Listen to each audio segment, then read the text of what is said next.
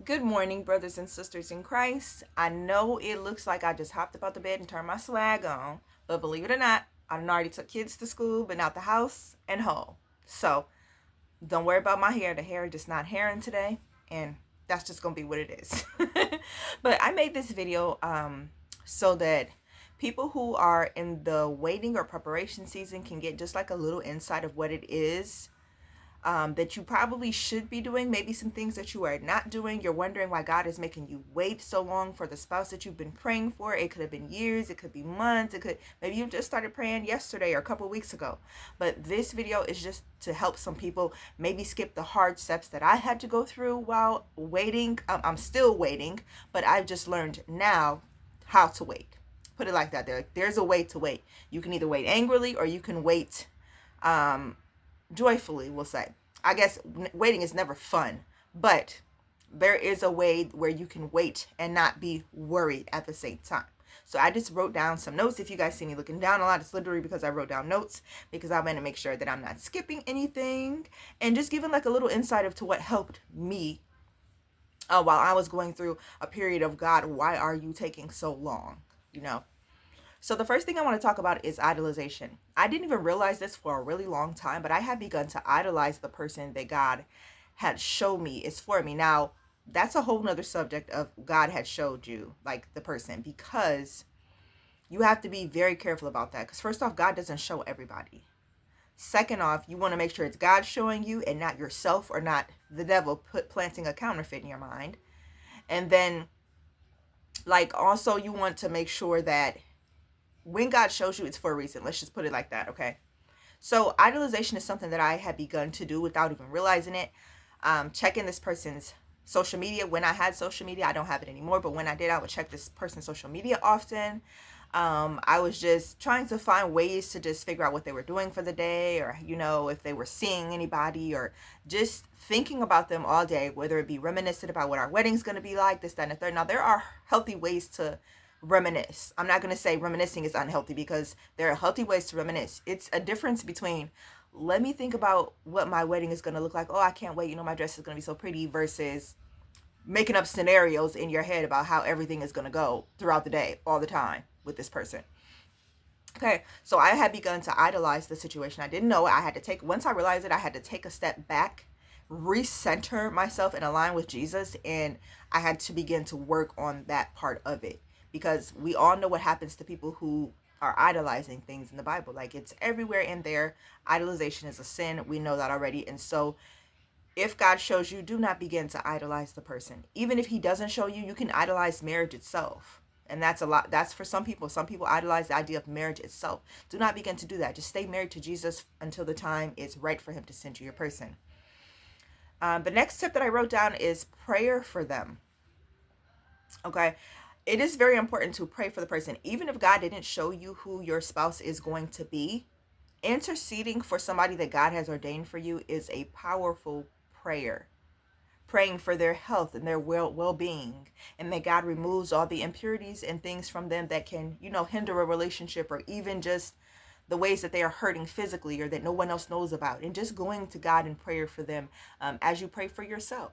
You know, there was a post that somebody had, or a podcast, actually there was a podcast that somebody did, and I was in the comments, and one of the comments has said, God, I believed that God showed me who my person was for so long. You know, I was praying for them, doing all this stuff, and then it turns out that they end up marrying some like foreign model or something like that. And then I began to question God, because God, why did you show me that person? Like, God couldn't have showed me that person, because that person went to marry somebody else, right?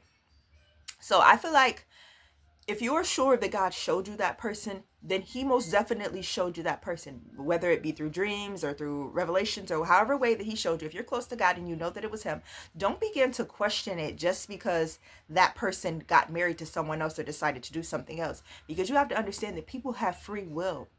God is not going to take somebody's free will away, right? And I put this in the comment. And then they replied back saying something to the nature of, well, if that's the case, God already knew he was going to marry that person. Why would God show me him in the first place? It doesn't matter if God showed you in advance or too late or whatever you think it is. It doesn't matter. He showed you for a reason. Meaning maybe you were supposed to intercede on that person's behalf because maybe he was under a witchcraft hold. But instead you were focused on other things and you got so upset and all, I'm not even going to begin to touch on whether or not God, it is such a touchy subject in terms of God showing you who your person is, especially if that person is with someone else, because many people say that marriages are all honored by God and God just wouldn't touch anything that has to do with the marriage, right? But then there are other people who believe that if the marriage is not ordained by God, like you went and got you a counterfeit, God doesn't have a hand in that. So I'll leave that up to y'all to decipher and decode, and whatever your opinion about it is, then that is your belief and you can believe that or whatever, okay? I am not an expert on what God does in marriages that are not ordained by him. So I don't know. I'm not even an expert in what God does in marriages that are ordained by him, okay? I just go by what the Bible says, and the Bible does not talk about that part, okay? About whether or not he has a hand in or honors marriages that are not ordained by him. So I don't know. But yeah, so just be very, very careful about, second guessing whether or not God said somebody is for you just because you see them with someone else. Because at the end of the day, people have their free will. God is not a man that he should lie. He is not going to take that free will from them. So maybe they just decided to reject the idea. Maybe God showed that person to you and you to them, but they decided, hey, no, I don't want that person. I want this model right here. That can happen, right? Okay, so the next topic I want to talk about is timing is everything in terms of God sending you a person. If you are not ready or prepared, the timing is going to be off. God's timing is not our timing. We all know that, right? That doesn't mean move ahead with it. I also saw something one day of somebody saying, God showed me my person, and I went to go tell them, like, hey, God showed me that you're my husband, this, that, and the third. Like, you're not supposed to do that unless God told you to do that. Don't do that. You might scare that person off. And a number of other reasons why you should not do that. That is straight up moving ahead of God. That person may not be ready to hear that or see that yet. They may be looking at you like, ew, no, you're not.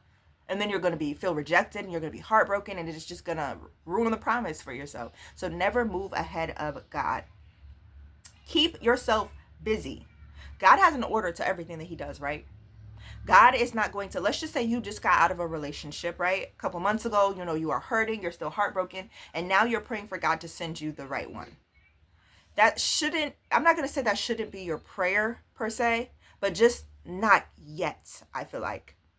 If you are healing from a broken heart, you have all these traumas, you have things that is going on with you, God is not going to show you your person right now. You can't tomorrow wake up and be like, I think God showed me my husband, because that probably wasn't God.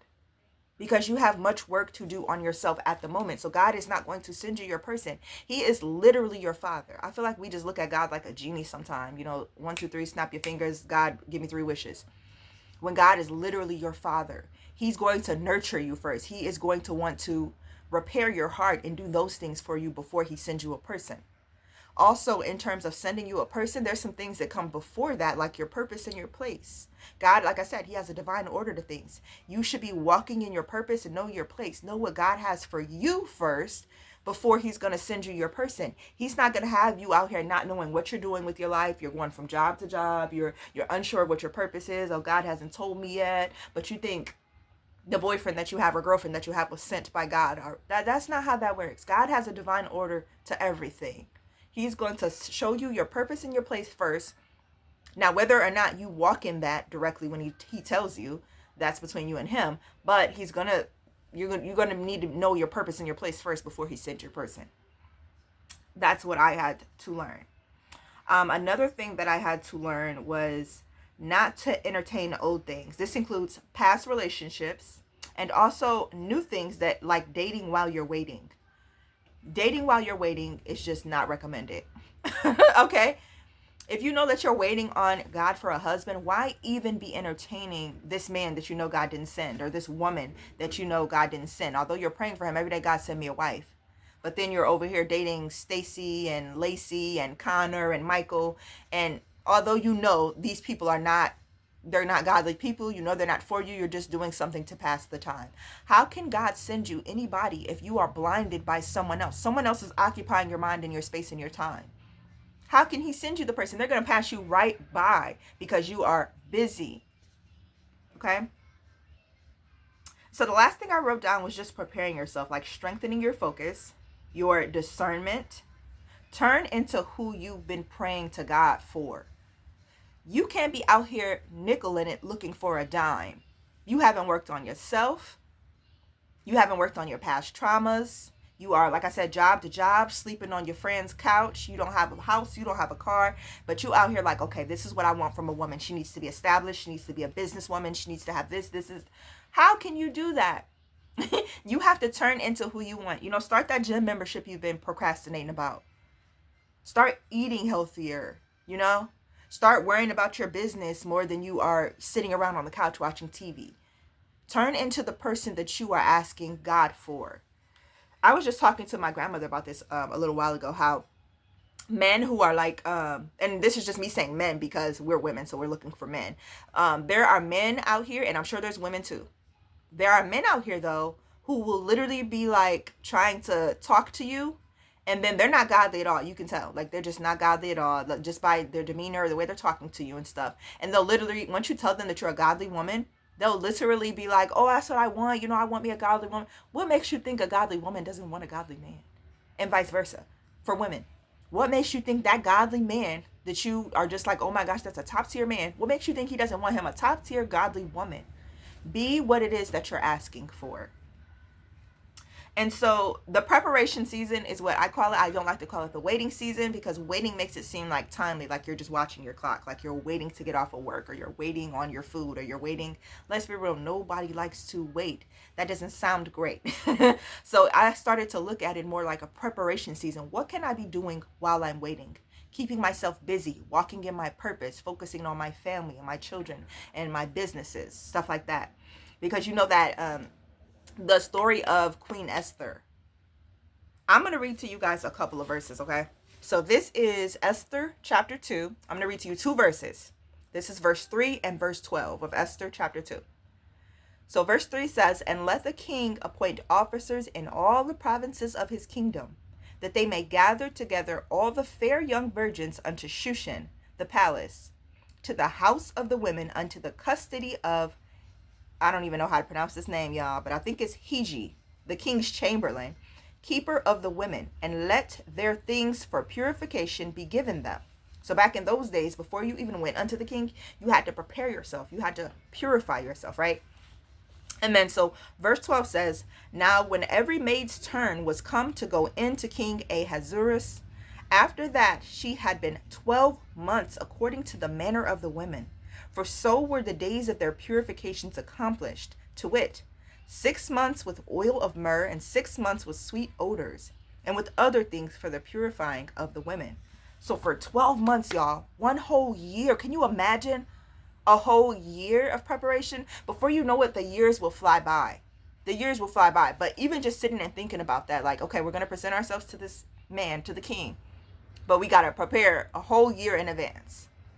A whole year of preparation of like soaking their skin in oils and myrrhs just to present themselves to the king. Excuse me, but that's what we should be doing. Men and women. This isn't just for women. Prepare yourself.